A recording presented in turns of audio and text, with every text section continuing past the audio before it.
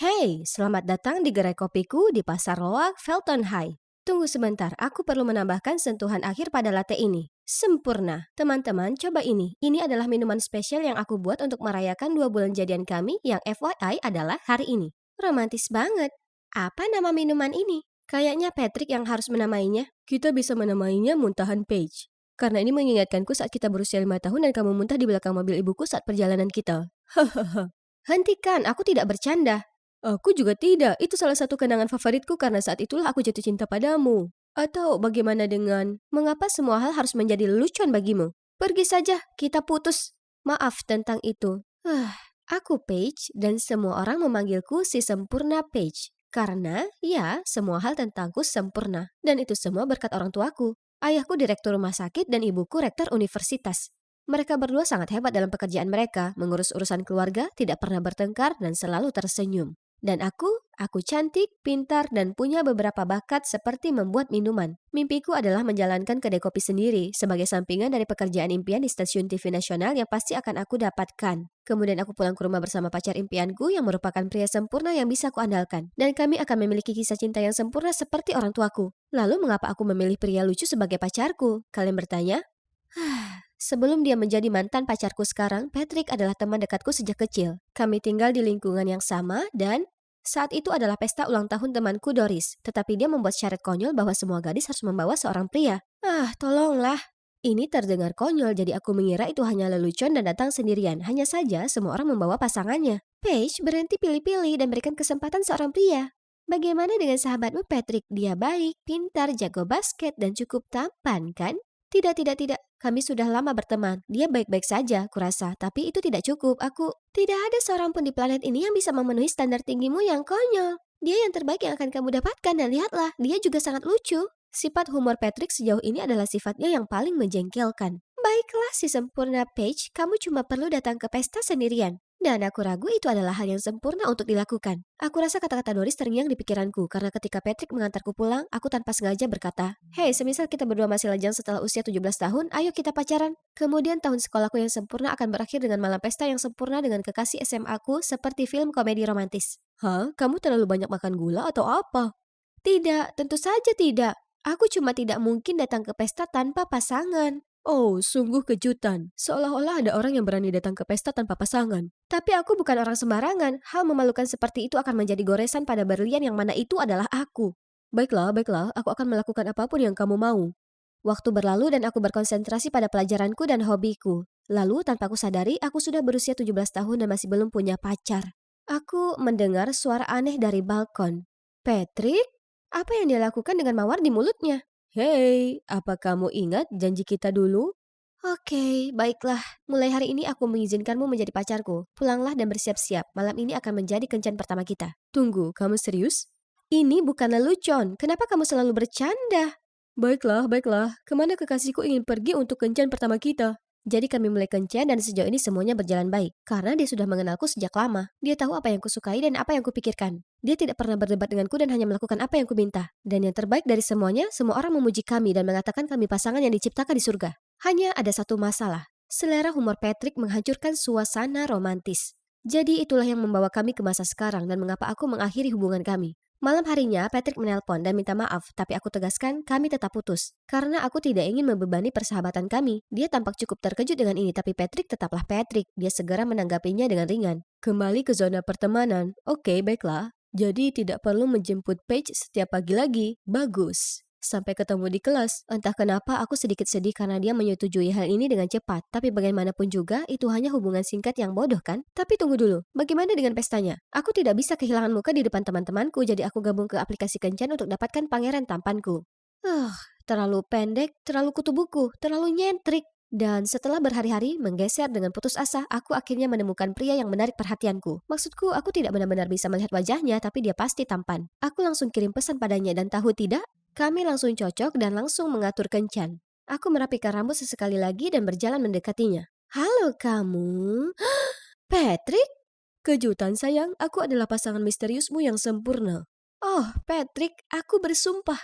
Bagaimana perasaanmu? Marah ya? Sekarang kamu tahu bagaimana perasaan hatiku yang malang saat kamu menghancurkannya berkeping-keping. Hahaha. Aku benar-benar marah, tapi Patrick tetap menyeringai menyebalkan. Jadi kamu sangat haus akan cinta? Baiklah, aku tahu tipe idealmu dengan sangat baik. Biarkan aku carikan pria untukmu. Kamu tahu, pria tampan cenderung bergaul dengan kelompok. Kita lihat saja nanti. Kamu tahu, tampan hanyalah satu hal dalam daftarku.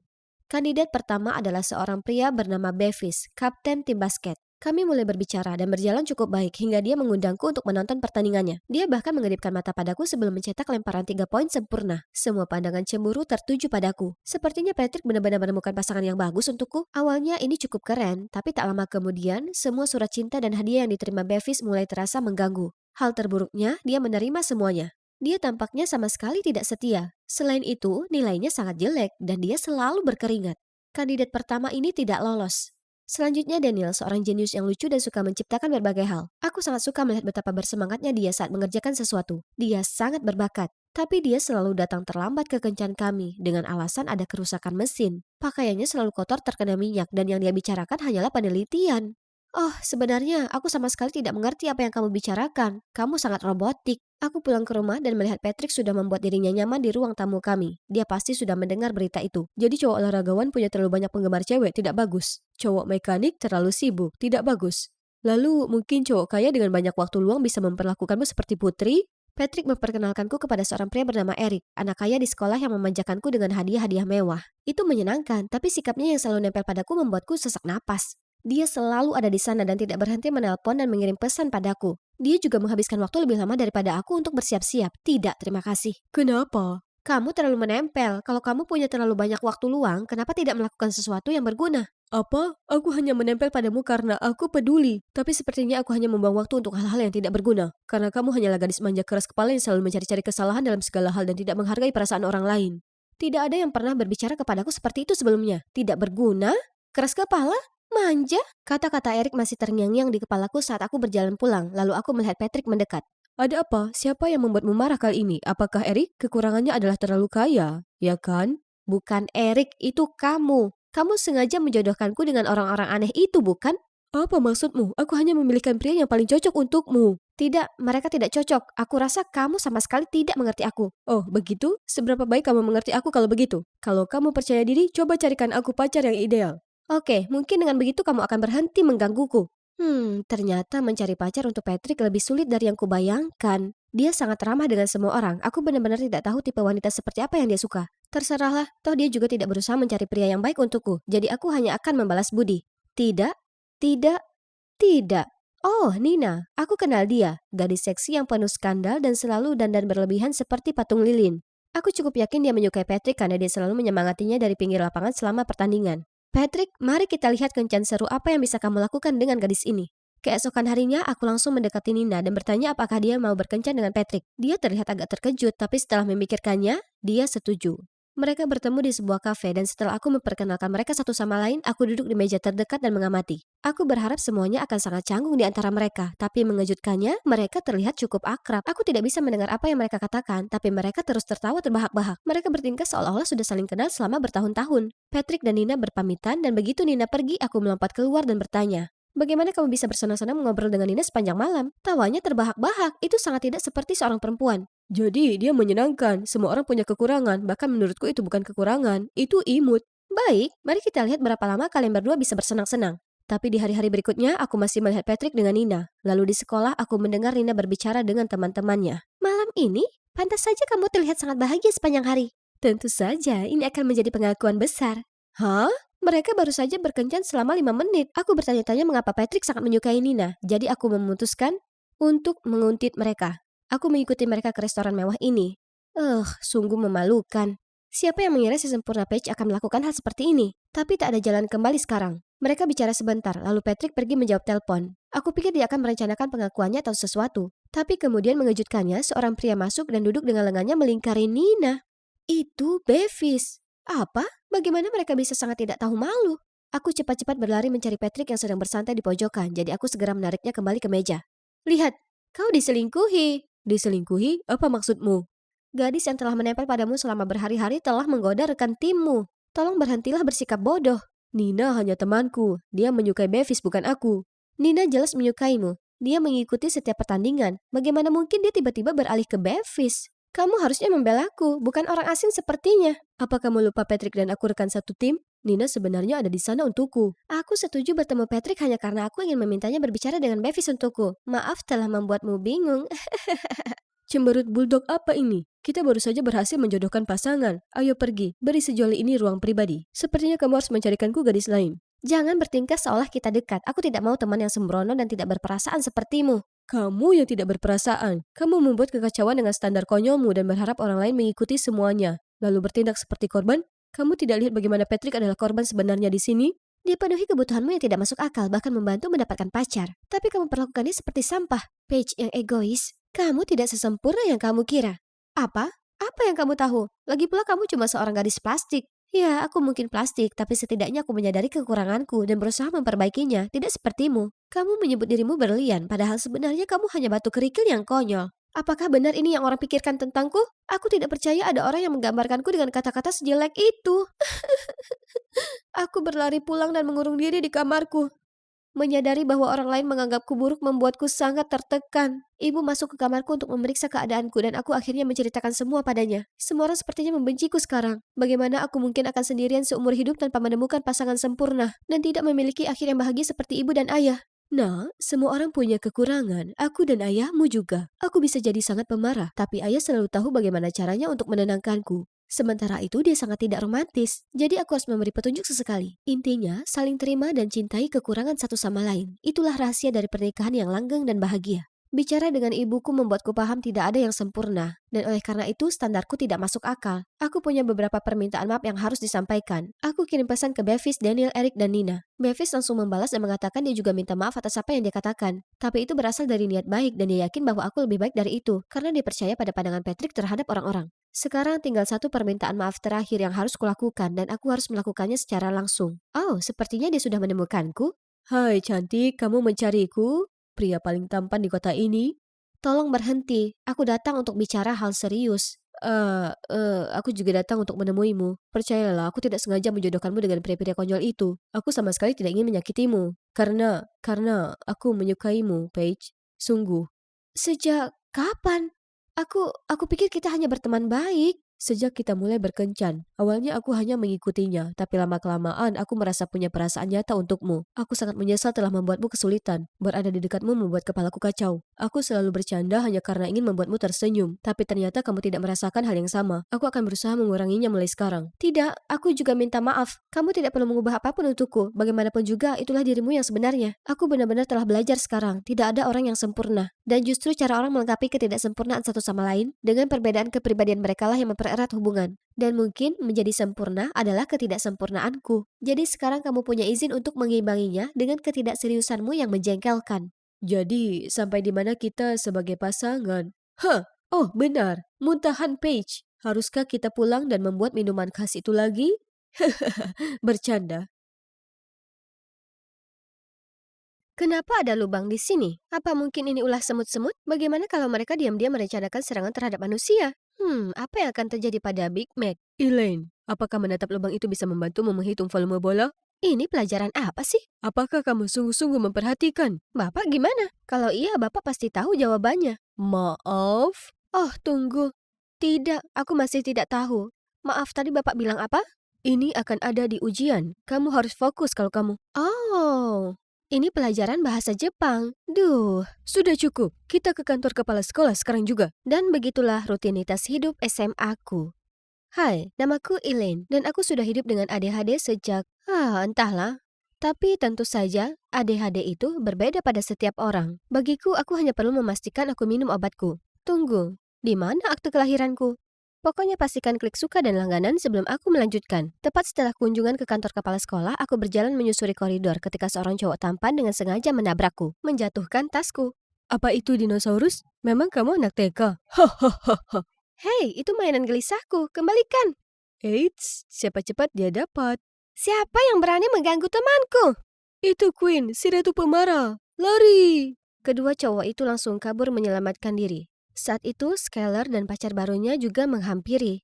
Bukankah dia si aneh dari kelas matematika? Jangan bilang kamu berteman dengannya. Ya, memang. Kamu hanya bisa memilih satu, dia atau aku. Bagaimana kalau aku putuskan kamu saja? Pergi sana! Dan inilah gadis-gadisku. Kami sudah bersahabat sejak lama dan selalu saling mendukung. Aku sering lupa membawa barang-barangku dan Quinn selalu memastikan aku membawa semuanya sebelum beranjak dari manapun. Sedangkan Skylar selalu menjagaku setiap kali aku tertidur di kelas. Kamu tahu aku tidak bisa tidur di malam hari karena sibuk memikirkan rencana semut-semut itu menghancurkan bumi. Mungkin merekalah yang memusnahkan dinosaurus raksasa? Tunggu, sampai di mana aku? Entahlah, putar saja videonya sendiri. Hari Valentine segera tiba. Meskipun Skylar baru saja putus dengan pacarnya, dia sudah mendapat banyak hadiah dari cowok-cowok lain. Begitu juga dengan Quinn. Gadis-gadisku memang cantik banget. Bagaimana denganmu, Elaine? Belum ada tahun ini? Tidak, aku tidak peduli. Kalianlah yang aku butuhkan. Bagaimana kalau kamu mendekati seseorang? Ada cowok yang kamu suka? Ngomong-ngomong soal mendekati, kapan kamu akan bilang ke Kramer kalau kamu suka banget sama dia? Itu benar. Coba hari ini, Quinn. Aku tidak peduli. Aku bisa mendapatkan cowok mana saja kalau aku mau. Baiklah, terserah kamu, sis. Sore itu kami sedang berjalan ketika mendengar pengumuman dari stasiun radio sekolah. Selamat sore semuanya, ini Malcolm dari iHeartRadio. Hari ini kami punya permintaan khusus dari seorang anonim. Disampaikan untuk Elaine Miller. Aku suka caramu menatap lubang di meja hari itu di kelas matematika. Itu sangat lucu. Aku berharap bisa menjadi lubang itu. Selamat Hari Valentine. Ada yang naksir kamu, Elaine. Kamu punya pengagum rahasia. Lihat, ada yang menyukaimu apa adanya. Tetaplah jadi dirimu sendiri. Aku penasaran siapa ini. OMG, aku harus mencari tahu. Tapi bukannya kamu bilang kamu tidak peduli? Itu benar, tapi sekarang permainannya sudah berubah. Memang itu siapa? Dia bilang kelas matematika, jadi dia pasti mengikuti kelas yang sama dengan kita. Itu dia. Kita hanya perlu daftar hadir dari kantor Pak Wilson. Tapi kita tidak bisa masuk sana. Pernah dengar Mission Impossible? Teman-teman, waktunya beraksi. Setelah kelas, kami menunggu Pak Wilson meninggalkan kantornya. Lalu, seperti halnya Totally Spies, kami merangkak di lantai. Berhasil menghindari pandangan mata petugas keamanan. Dan berhasil bersembunyi di salah satu guru yang lewat. Lalu diam-diam terus maju menuju kantor Pak Wilson. Wah, lihat! Mereka punya Cheetos Flaming Hot sekarang. Elaine! Setelah kami mendapatkan daftarnya, aku segera mengirim pesan ke banyak orang untuk mengujinya dan menunggu dengan cemas. Namun beberapa orang membalas dengan menyebut aku gila. Yang lain melaporkanku ke Instagram. Aku bahkan mendapat kunjungan dari polisi karena mereka mengira aku adalah perusuh yang mengganggu orang lewat DM. Setelah mereka pergi, aku segera melakukan panggilan video dengan para gadis. Dari daftar itu masih ada Malcolm yang belum kamu kirimi pesan. Bukankah dia bekerja di stasiun radio bersamamu, Skylar? Iya, kami bekerja sama, tapi tidak mungkin dia. Dia nggak pernah nanyain Elaine sebelumnya. Siapa yang tahu? Kamu kan tidak bekerja di stasiun radio hari ini. Aku yakin itu dia, Elaine. Apa yang harus aku lakukan? Aku tidak bisa mengirim pesan di Instagram lagi. Bagaimana kalau tulis surat? Kamu tahu, cara lama. Jadi aku menyiapkan surat cinta untuk Malcolm dan bahkan mendesain amplop lucu untuknya. Tapi aku terlalu asik mendesain amplop sampai lupa tentang suratnya. Ketika akhirnya ingat surat itu, aku berjalan kembali untuk mengambilnya. Tapi tentu saja otak adik-adikku harus mengacaukannya lagi. Baru keesokan harinya ketika Quinn dan Skylar datang dan aku tidak bisa menemukan amplop itu dimanapun, aku baru sadar aku telah mengirim resep adik-adikku ke Malcolm, bukan suratnya. Kami segera pergi ke rumah Malcolm, tepat saat tukang pos mengantarkan amplop resep di depan rumahnya. Melihat Malcolm berjalan keluar, aku dengan panik berlari ke sisi lain jalan dan mulai melakukan tarian paling gila untuk menarik perhatian Malcolm. Tiba-tiba aku tersandung dan jatuh tersungkur. Malcolm segera membantuku bangun dan membawaku masuk ke rumahnya. Kami berbincang sedikit saat Malcolm merawat lenganku. Elaine kan? Kita ada di beberapa kelas yang sama. Benarkah? Ya, kamu selalu duduk di dekat Quinn dan Skylar kan? Aku pernah melihatmu tertidur di kelas. Kurasa begitu. Dengar Malcolm, apa kamu yang memberikan pesan di radio? Oh, pengakuan itu. Ya, itu bukan aku. Aku bukan pengagum rahasiamu. Tapi itu tidak berarti aku tidak punya kesempatan kan? Skylar banyak bercerita tentangmu dan aku selalu ingin mengobrol langsung denganmu. Ngomong-ngomong soal Skylar, malam ini adalah malam para gadis. Dan terima kasih. Aku akhirnya berhasil menenangkan hatiku yang hiperaktif saat kembali ke kamarku. Apakah Malcolm pengagum rahasia itu?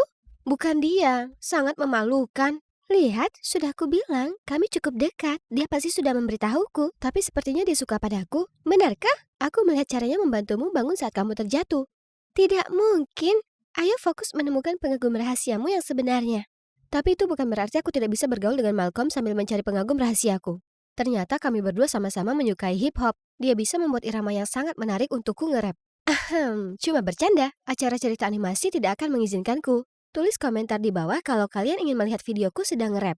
Sejak itu kami mulai sering nongkrong. Malcolm adalah orang yang sangat perhatian dan sabar. Kadang-kadang adik-adikku kambuh dan aku memotong pembicaraannya, tapi dia tidak pernah marah dan hanya sabar menungguku menyelesaikannya. Suatu kali ketika aku sedang mengoceh tanpa henti tentang apapun yang ada di pikiranku, aku melihatnya menghitung. Apa yang kamu hitung? Berapa kali kamu mengganti topik dalam 2 menit? Oh, maaf. Tidak perlu. Sebenarnya aku merasa itu lucu. Kemudian saat kami berpisah, aku melihat Skylar menungguku. Dia kelihatan agak sedih. Hei, ada apa? Aku akan jujur padamu karena kita sudah berjanji satu sama lain. Sebenarnya aku suka pada Malcolm sejak kami mulai bekerja sama di stasiun radio. Bagaimana dengan pacarmu baru-baru ini? Oh, itu hanya main-main. Aku tidak tahan melihatmu bersama Malcolm. Pokoknya, jangan tersinggung. Maaf, aku harus pergi. Skylar suka pada Malcolm, tapi aku melihat kebersamaan dengan Malcolm. Tidak, gadisku yang utama. Tapi itu tidak mudah karena Malcolm selalu mencoba mendekatiku. Sakit rasanya harus menjauh darinya. Setiap kali dia mendekat, jantungku berdebar kencang. Tapi aku juga tidak ingin membuat Skylar marah karena dia mulai menjauh dariku dan Queen. Aku sebenarnya lumayan suka pada Malcolm. Ini sangat rumit. Aku tidak tahu harus berkata apa. Bagaimana kalau kamu mencoba menemukan pengagum rahasiamu untuk kali ini? Dia mungkin lebih cocok daripada Malcolm. Keesokan paginya aku menemukan sebuah catatan di lokerku. Dari pengagum rahasiamu? Dia ingin bertemu dekat air mancur. Tapi ketika aku sampai di sana, aku melihat catatan lain yang memintaku datang ke tribun. Semoga ini bukan lelucon bodoh. Saat aku tiba, aku terkejut melihat Kramer duduk sendirian di sana. Dia tidak mungkin orang di balik catatan itu, kan? Aku harus mencari tahu sekarang. Sedikit lebih dekat, lebih dekat. Tiba-tiba dia mendongak dan menatap langsung ke kamera. Aku hendak berlari ketika dia menangkapku. Hei, Elaine Miller kan? Kamu bisa minta fotoku. Aku tidak tahu kalau kamu menyukaiku. Tidak, aku, itu kecelakaan. Sejak itu aku memastikan untuk lebih berhati-hati untuk mengetahui apakah Kramer adalah pengagum rahasiaku. Tapi astaga, sepertinya dia punya indera keenam atau semacamnya. Hei, ada apa? Kamu terlihat gugup? Itu karena dia suka padaku. Dia bahkan mencoba memotretku. Iya kan, Elaine? Tidak apa-apa. Aku memperhatikanmu akhir-akhir ini. Ayo, akui saja. Aku tahu aku sangat menarik. Kenapa kamu lakukan ini? Kamu tahu aku suka padanya. Tidak, biar ku jelaskan. Kamu tahu, aku bahkan berpikir antara kamu dan Skylar hanya salah paham. Tapi tahu apa? Sekarang sepertinya kamu cuma ingin merebut dari kami. Hei teman-teman, tenang. Ada apa? Kamu yang tenang. Kamu tahu Ellen bilang dia suka pada Malcolm juga? Dan sekarang dia juga mengambil Kramer. Kramerku. Hei, soal Kramer ini bukan seperti yang kamu pikirkan. Dan Malcolm, kamu dan dia tidak punya hubungan istimewa. Aku punya kesempatan yang sama sepertimu, kan? Lalu kenapa kamu mengikuti dia tadi? Dan bahkan memotretnya? Dan kita sekarang membahas kesempatan kita dengan Malcolm? Kamu tahu ini tidak adil bagiku. Tidak adil? Kami selalu berusaha untuk mengutamakanmu. Tapi sekarang kamu merasa menjadi korban. Aku tidak tahan lagi. Aku harap kamu bahagia sekarang karena mendapatkan kedua cowok itu, sahabat terbaikku. Itu terlalu berlebihan. Mereka bertindak seolah-olah mereka mengasihaniku. Aku tidak butuh siapapun untuk menjagaku. Aku baik-baik saja sendiri. Sejak kami bertengkar, kami semua sibuk dengan urusan masing-masing. Setiap kali aku berpapasan dengan Skylar, dia hanya menatapku dingin. Queen juga tampaknya telah menemukan kegemaran baru. Aku berhasil bertahan dengan baik. Tapi rasanya ada yang hilang. Suatu kali aku sedang berjalan-jalan saat aku melihat Skylar dan Malcolm dikelilingi kerumunan. Ternyata Skylar mengakui dia menyukai Malcolm dan memintanya untuk kencan, tapi Malcolm menolaknya. Kerumunan itu tidak melewatkan kesempatan untuk mengejeknya. Tiba-tiba aku teringat bagaimana Skylar dulu selalu membelaku dan aku merasa sangat kasihan padanya. Jadi aku memutuskan untuk membelanya kali ini, tapi dia malah lari dari sana. Aku mencoba mengejarnya, tetapi Skylar tidak mau mendengarkan. Tiba-tiba dia menyeberang jalan tanpa melihat, dan sebuah mobil menabraknya. Aku dengan panik berlari untuk memeriksanya, dan kami segera membawanya ke UGD. Syukurlah dia baik-baik saja. Hanya beberapa memar dan goresan, tetapi dia menolak membiarkanku masuk. Malam itu ku coba telepon Queen, tapi teleponnya terus diarahkan ke pesan suara. Tapi aku sudah mengambil keputusan. Aku terus menekan belnya dan bersikeras menunggu sampai dia muncul. Akhirnya dia menyerah. Hei, aku minta maaf untuk... Oh, kamu minta maaf padaku? Tidak perlu mengasihaniku. Nikmati saja kebahagiaanmu. Malcolm menolakku karena dia memilih kamu. Senang sekarang? Sekarang tinggalkan aku sendiri, dasar kejam dan egois. Kemudian dia membanting pintu di depanku, meninggalkanku di sana dengan perasaan kaget. Pertunjukan bagus. Ini seharusnya ada di Netflix. Kramer, kenapa kamu di sini? Aku tinggal tepat di sebelah. Jadi, aku lihat Skylar tidak mau bertemu denganmu. Tapi aku mau. Jauh-jauh dariku, aku tidak pernah menyukaimu. Apa kamu mau jual mahal sekarang, gadis kecil yang cantik? Saat itu juga, Malcolm muncul entah dari mana dan langsung meninju wajah Kramer. Tidak dengar apa yang dia bilang? Jangan ganggu dia. Tidak bisa dipercaya Queen dan aku bertengkar karena kamu orang aneh. Seandainya Queen tahu orang seperti apa yang dia sukai. Queen suka padaku? Harusnya beritahu aku lebih awal. Apalagi yang dia lakukan? Pokoknya, terima kasih. Kenapa kamu di sini? Aku dengar Skylar mengalami kecelakaan tepat setelah kejadian itu, jadi aku ingin mengunjunginya. Sekarang kamu di sini, aku hanya ingin memberitahumu. Sebenarnya, yang mengirim pengakuan di radio hari itu adalah Skylar. Apa? Dia hanya ingin kamu merasa dicintai dan tidak ditinggalkan sendirian di hari Valentine. Aku ingin menudanya dulu sebelum memberitahumu, tetapi semuanya menjadi rumit terlalu cepat. Lagi pula, sekarang kamu tidak perlu mencari pengagum rahasiamu lagi. Maukah kamu pergi denganku? Sebagai pacar, maksudku. Malcolm, aku sangat menyukaimu, tapi aku tidak bisa membuat Skylar terluka lagi. Aku minta maaf. Oh, tidak apa-apa, aku mengerti. Sepertinya aku akan melihat Skylar lain kali. Maafkan aku, Malcolm. Kemudian aku tiba di rumah dan melihat ibu sedang mengemas beberapa kotak. Bisa periksa apakah kamu masih membutuhkan ini dari loteng? Kalau tidak, harus dibuang. Aku membuka kotak-kotak itu dan menemukan foto-foto lamaku, Skylar dan Queen di dalamnya, dan aku langsung menangis. Kami terlihat sangat bahagia bersama, seperti tidak ada yang bisa memisahkan kami. Benar sekali, kami bersaudara. Aku harus memperbaiki semuanya. Keesokan harinya, tepat setelah jam pertama, aku mencari Skylar. Ya Tuhan, aku sangat cemas. Di mana mainan gelisahku? Bagaimana kalau Skylar masih marah padaku? Mencari ini? Iya, Skylar, aku perlu bicara. Aku juga. Maaf, Elaine. Aku sangat terluka dan malu kemarin sehingga aku mengatakan hal-hal buruk padamu. Dan kamu benar, aku harusnya memberitahu lebih awal kalau aku suka pada Malcolm. Tapi setelah semua ini aku menyadari betapa bodohnya aku dan aku tidak ingin kehilanganmu atau kehilangan kita. Hei, aku juga. Aku tidak bisa tidur kemarin setelah mendengar semuanya dari Skylar. Aku tidak menjadi diriku sendiri tanpa kalian berdua. Oh, aku juga. Kalian berdua sangat berarti bagiku. Ternyata Skylar juga yang memberi catatan di loker hari itu.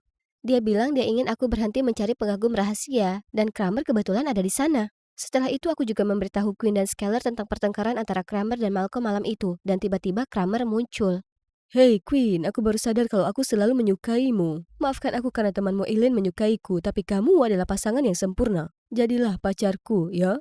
Skylar dan aku langsung saling memandang dengan khawatir. Saat, Kramer, kamu tahu apa yang Lady Gaga katakan? Terjebak dalam romansa buruk, aku tahu aku selalu tampan sehingga kamu tidak bisa menolak. Dia akan bilang, wanita tetap bersatu, dasar brengsek. Kramer segera lari dengan malu. Dasar pecundang. Ngomong-ngomong, Malcolm pergi untuk belajar ke luar negeri hari ini dan dia mengirim salam perpisahan untukmu. Aku merasa sangat tidak enak padamu dan Malcolm. Tidak apa-apa, orang yang tepat, waktu yang salah. Sejak saat itu, kami bertiga selalu berada di sisi satu sama lain dan lulus bersama. Kami bahkan kuliah di kampus yang sama sekarang dan memastikan kami menghadiri setiap pesta bersama. Suatu malam di sebuah festival musik, aku sedang menunggu Skylar dan Queen kembali dari toilet ketika mereka mulai memainkan lagu Kendrick Lamar. Musik hip-hop akan selalu mengingatkanku pada seseorang sekarang. Tiba-tiba sebuah sapu tangan diberikan padaku. Aku melihatmu dari kejauhan. Apa ini waktu yang tepat untuk mendapatkan nomormu sekarang? Aku sedang membereskan kamarku ketika ada telepon masuk. Oh, kakak perempuanku. Dia tinggal bersama ibu jadi sudah setahun aku tidak bertemu dengannya. Blair, ini sedang panas-panasnya. Bagaimana kabarmu? Hai, Kiernan. Ya, kurang bagus. Ibu pergi. Oh tidak, apa yang terjadi? Lalu Blair memberitahuku itu karena hutang ibu. Dia melarikan diri dari rentenir dan meninggalkan kakakku. Itu sangat buruk. Jadi aku menyuruhnya datang ke Portland dan tinggal bersama kami. Dia setuju untuk datang, tapi kemudian aku sadar bahwa yang izin untuk Blair tinggal di sini bukan aku. Oke, baiklah, bukan berarti aku bisa membiarkannya dalam bahaya, kan? Jadi saat makan malam aku memberitahu keluargaku tentang situasi Blair saat ini. Oh, jahat sekali. Iya, Blair harus datang dan tinggal di sini. Hore, kebaikan mereka tidak mengejutkanku karena ibu tiri dan kakak tiriku Chrissy sangat baik padaku sejak aku pindah. Kalian tahu apa yang lebih keren lagi? Chrissy adalah bintang pop remaja yang sedang naik daun, tapi dia sangat manis. Kami menjadi sangat dekat dan dia bahkan menceritakan padaku semua tentang pacar rahasianya, Damien. Mereka sudah bersama jauh sebelum Chrissy menjadi terkenal dan sejak itu hubungan mereka tidak diketahui oleh publik. Ini sangat menyenangkan. Aku belum pernah bertemu Blair sejak orang tua kami berpisah. Kamar tidur tamu ini akan menjadi miliknya. Dan kami tinggal satu atap lagi. Blair pada dasarnya adalah alter egoku. Dia cantik, ramah, dan populer. Sedangkan aku lebih seperti orang rumahan. Kalau dipikir-pikir, aku melihat banyak kemiripan Blair dengan Chrissy. Mereka berdua sangat ekstrovert dan percaya diri. Mereka pasti cocok.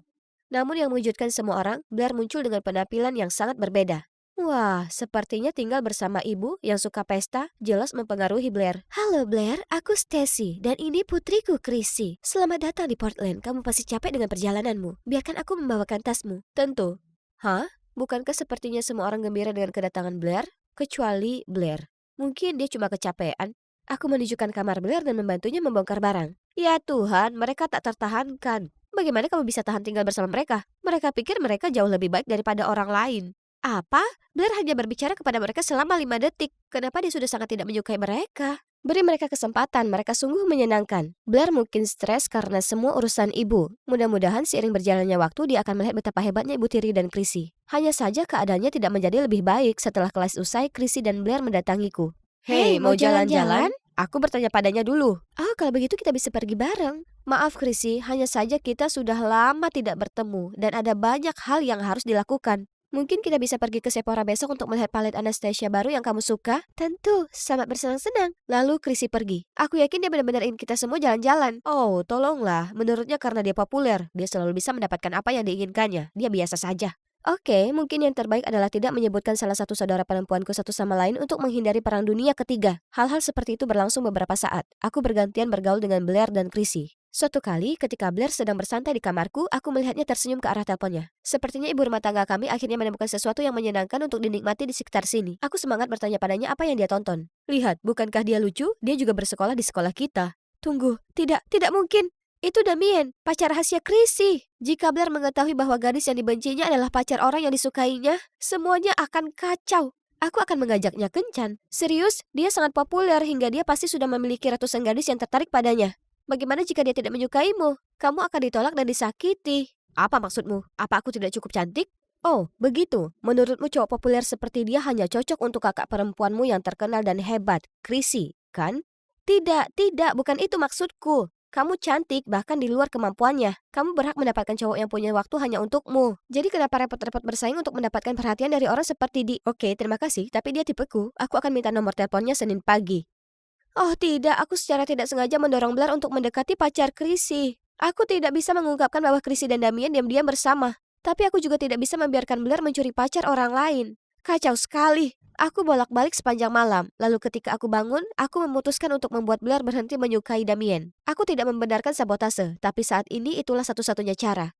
Hai, Blair kan? Aku Damien dari kelas matematika. Apa yang kau lakukan? Beberapa detik kemudian, Blair menjawab. OMG, aku baru saja berpikir untuk mendapatkan nomor teleponmu. Sepertinya langkah pertama rencanaku berhasil.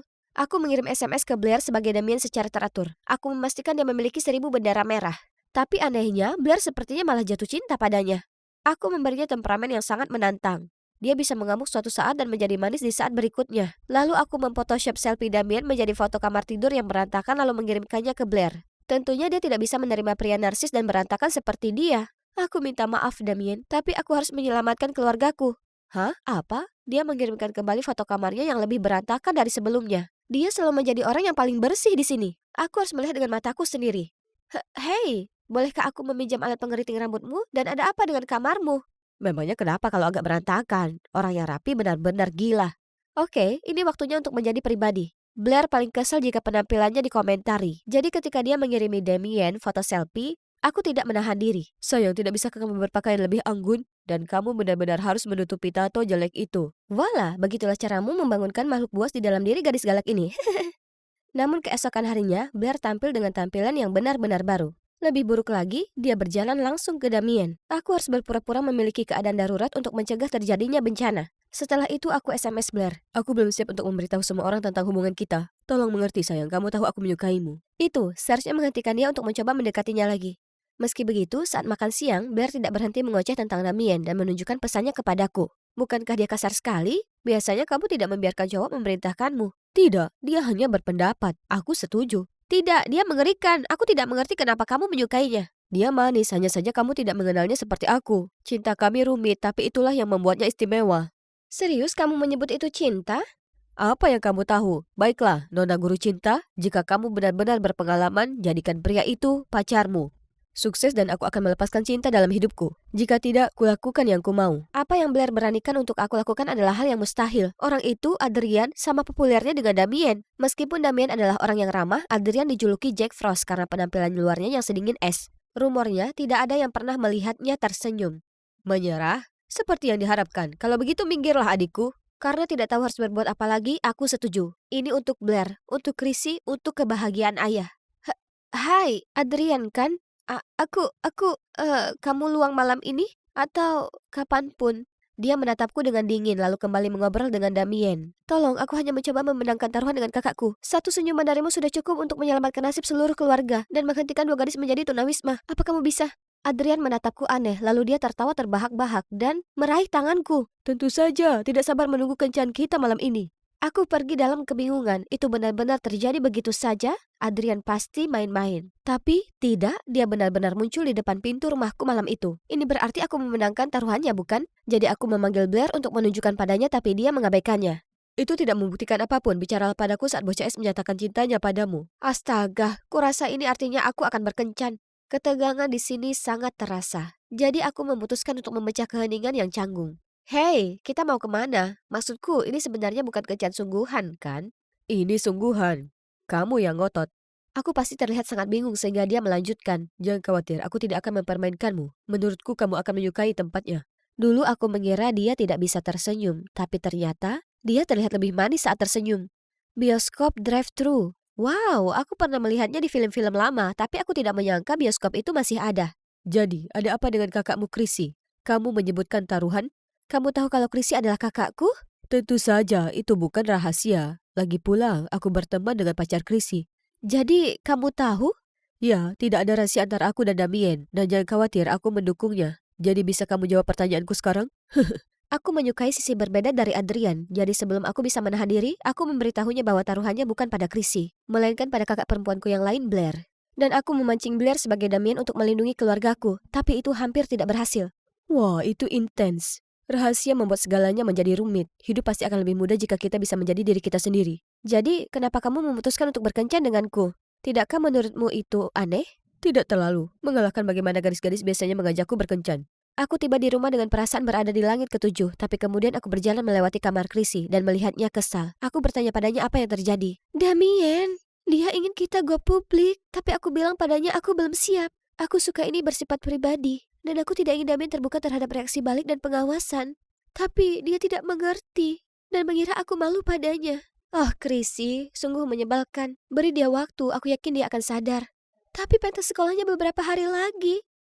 Bagaimana aku bisa naik panggung dalam keadaan seperti ini? Aku benci melihat Chrissy begitu putus asa seperti ini. Dan aku memikirkan tentang Adrian dan apa yang dia katakan saat kencan kami tentang kejujuran. Aku tidak tahu banyak tentang tekanan ketenaran. Tapi aku tahu bahwa perasaanmu ke Damien itu nyata. Menurutku cinta bukanlah sesuatu yang harus kamu sembunyikan. Kejujuran adalah kebijakan terbaik. Ini mungkin sulit pada awalnya, tapi kalian pasti bisa melewatinya bersama-sama. Sekarang mengenai kasusku, aku juga harus mengikuti saranku sendiri dan mengakhiri sabotaseku sebelum menjadi tidak terkendali. Aku berusaha keras memikirkan cara terbaik untuk menyampaikan hal ini kepada Blair saat kami berjalan ke sekolah keesokan harinya. Setelah ragu-ragu, aku menariknya ke samping sebelum masuk sekolah untuk berbicara. Tepat sebelum aku sampai ke bagian utama, Damien berjalan melewatinya dan anehnya, Blair tidak berbuat banyak bahkan untuk berkedip. Melihat kebingunganku, dia berkata, "Kemarin dia mengabaikan semua pesanku. Kamu benar, aku pantas mendapatkan seseorang yang lebih baik. Apa yang ingin kamu katakan padaku?" Oh, itu, kencanku dengan Adrian sungguh luar biasa. Itu semua terjadi karena kamu. Jadi, terima kasih. Dan maaf tentang Damien. Tidak apa-apa. Aneh, apa kakakku yang jatuh cinta benar-benar menyerah begitu saja? Tapi setidaknya semuanya sudah berakhir sekarang. Dan aku bahkan tidak perlu berterus terang lagi. Hari penampilan Chrissy telah tiba. Aku, Adrian, dan Damien memiliki akses di belakang panggung. Sebenarnya aku di sini untuk mendapatkan dukungan emosional karena Chrissy akan memberitahu semua orang tentang hubungannya dengan Damien. Ini juga merupakan kejutan bagi Damien. Dia hanya berpikir kita di sini untuk melihat Chrissy dengan lebih baik. Dia menghentikan penampilannya dan penonton memujanya. Terima kasih semuanya, terima kasih banyak. Sebenarnya hari ini adalah hari yang istimewa karena aku punya sesuatu. Namun tiba-tiba Blair menyerbu ke atas panggung dan merampas mikrofon Chrissy. Bagaimana kalau menjadikannya lebih istimewa dengan berita terkini ini? Semuanya, dia punya pacar rahasia selama ini. Dia membuat pria malang itu bersembunyi di balik bayang-bayang sehingga dia bisa menjaga citranya tetap bersih. Dia telah berbohong ke kalian semua. Apa dia layak mendapatkan dukungan dari kalian? Blair lari kabur begitu dia selesai. Ejekan mulai datang dari kerumunan. Banyak orang mulai mengomentari situasi ini dengan gaya TMZ yang sebenarnya. Apa ini? VMA 2009? Mustahil! Chrissy-ku diambil? Sementara itu, Chrissy mengalami serangan panik dan membeku di atas panggung. Aku tidak tahu harus berbuat apa, begitu pula Damien. Beruntung Adrian tetap tenang dan meraih walkie-talkie yang terhubung ke telinga Chrissy. Chrissy, dengarkan aku. Di saat seperti ini, hanya ada satu jalan keluar, yaitu menghadapi kebenaran dan menarik kembali narasi yang ada. Aku memandang Adrian dan menyadari sesuatu tentang masalahku sendiri. Lebih lanjutnya nanti. Untuk saat ini, mari kita lihat bagaimana Chrissy menangani ini. Ya, inilah pengungkapan besarku. Ya, aku sedang menjalin hubungan, tetapi aku merahasiakannya karena aku ingin memisahkan kehidupan pribadiku dari kehidupan profesional. Menjadi figur publik sekaligus remaja tidak semudah yang kalian bayangkan. Jadi aku tidak ingin menyeret orang yang kucintai ke dalam kehidupan itu terlalu cepat. Kalau dipikir-pikir, mungkin ini bukan cara terbaik untuk mengatasi hal ini. Aku tidak akan menyembunyikan apapun dari penggemarku lagi, dan mereka yang benar-benar mendukungku tidak akan berbicara buruk tentang keputusanku. Semuanya, aku ingin kalian bertemu Damien, pacarku. Penonton menjadi liar. Oh, ini manis sekali. Tapi aku masih punya satu masalah lagi yang harus dihadapi dengan Blair. Aku mencari kemana-mana dan akhirnya menemukannya bersembunyi di bawah bangku penonton. Blair, ini aku. Ayo keluar. Aku mulai berbicara tentang apa yang baru saja terjadi, tapi Blair tidak mau mendengarnya. Aku tahu segalanya, kamu menipuku karena kamu mengira aku idiot. La la la la la la. Aku membiarkan dia menyelesaikan kemarahannya dan menenangkan diri. Lalu aku minta maaf dan mengatakan yang sebenarnya. Aku melakukannya hanya karena aku tidak ingin kamu mengejar laki-laki yang sudah punya pacar. Aku tahu aku melakukannya dengan cara yang salah. Tapi aku hanya ingin menjaga keluarga kita tetap bersama. Aku mencintaimu dan tidak ingin lagi berada di tengah kecemburuanmu terhadap Chrissy. Kalau saja kamu memberinya kesempatan, kamu bisa saja jujur padaku. Ini semua karena kamu lebih memilih Chrissy daripada aku, kan? Tidak, tentu saja tidak. Aku hanya ingin melindungimu dan agar tidak ada lagi konflik antara kamu dan Chrissy. Aku minta maaf. Mohon maafkan aku. Sebenarnya aku tidak iri pada Chrissy karena dia terkenal dan cantik. Semua sebenarnya karena kalian sangat dekat. Kita dulu sedekat itu ketika orang tua kita bercerai dan sekarang sepertinya aku telah digantikan. Kejujuran Blair menyentuh perasaanku. Aku memeluknya erat-erat, tapi kemudian aku menyadari bahwa kami tidak sendirian. Sebenarnya aku iri padamu, Blair. Kiernan selalu membicarakan tentangmu dan aku merasa meskipun kami dekat, aku tidak dapat bersaing dengan saudara perempuannya. Oh, jadi ketegangan di antara mereka bukan hanya karena laki-laki, tapi sebenarnya karena aku. Bagiku kalian berdua adalah kakakku yang sebenarnya dan aku sangat mencintai kalian. Ayo pelukan saudara perempuan. Oh, ngomong-ngomong, bagaimana kamu tahu kalau aku berpura-pura menjadi Damien? Aku mendengar percakapanmu dengan Chrissy. Tidak perlu banyak menggali untuk mengetahui bahwa kamulah yang mengirimiku pesan, bukan Damien yang sebenarnya. Sementara kita melakukannya, aku merasa khawatir kamu masih menyukainya bahkan setelah semua tanda bahaya itu. Nanti biar aku periksa cowok yang kamu suka terlebih dahulu. Kamu terlalu mudah dibutakan oleh ketampanan. Ya ampun, itu sebabnya kita perempuan harus tetap bersatu, terutama jika menyangkut laki-laki.